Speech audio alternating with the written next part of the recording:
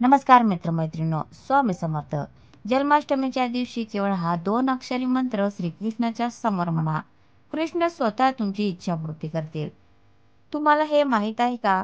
श्रीकृष्णाला जर प्रसन्न करायचे असेल, तर केवळ हे एक नाव किंवा हा 2 अक्षरी शब्द तुम्ही श्रीकृष्णासमोर उच्चारला, तर कृष्ण तुमचे काम स्वतः करतात.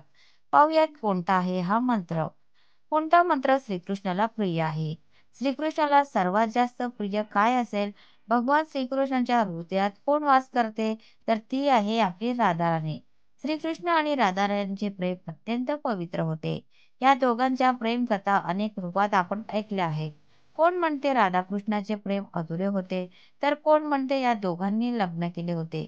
मात्र राधाकृष्णांनी प्रेमाची पवित्र परिभाषा सर्वांना शिकवली. त्यामुळे श्रीकृष्णाच्या मनात विराजित असलेल्या राधाराणीचे नाव ऐकतात भगवान श्रीकृष्णाला प्रसन्नता मिळते.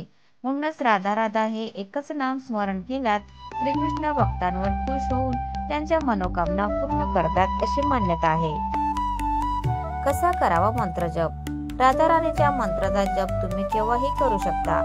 असे मानतात की जेव्हा जेव्हा तुम्ही राधा म्हणाल, श्रीकृष्ण ते नाव ऐकतात आणि प्रसन्न होतात. त्यामुळे श्रीकृष्णाच्या आधी राधा नाव घेतले जाते. त्यामुळे दिवसभर मनात राधा राधा किंवा राधे राधे हा नाम जप केला तर तुमचे पाप नष्ट होऊन श्रीकृष्ण तुम्हाला आशीर्वाद देतात अशी मान्यता आहे. कृष्ण जन्माष्टमीच्या दिवशी तुम्ही सकाळी लवकर उठून स्नान झाल्यानंतर देवघरात श्रीकृष्णाच्या मूर्तीचा अभिषेक करावा. देवाला गंध फुलहार अर्पण करावा, नैवेद्य दाखवावा. धूप दीप अगरबत्ती लावल्यानंतर देवाला मनापासून पूर्ण समर्पणाने नमस्कार करावा. हा मंत्र जप करण्यास सुरुवात करावी. श्रीकृष्णाला कसे घालावे गाराणे? आपल्या मनातील इच्छा श्रीकृष्णाला सांगताना म्हणावे, हे भगवंता, मी माझ्या अमुक कामासाठी आज संकल्प घेऊन राधाराणीच्या नामाचे स्मरण किंवा नाम जप करत आहे. याचा स्वीकार करून माझ्यावर कृपा करावी.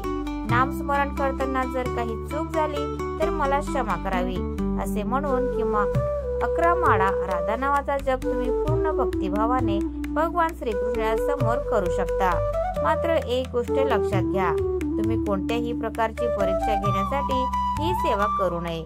भगवान श्रीकृष्ण तुमच्या मनातील भावना हेरतात. त्यामुळे पवित्र मनाने राधाराणीचे पावन नाव आपल्या मुखातून आनंदाने घ्यावे. तुमच्या भक्तीवर कृष्ण प्रसन्न झाल्याशिवाय राहणार नाहीत. तर मित्रांनो, तुम्हाला आजचा व्हिडिओ कसा वाटला प्लीज कॉमेंट मध्ये नक्की सांगा. धन्यवाद.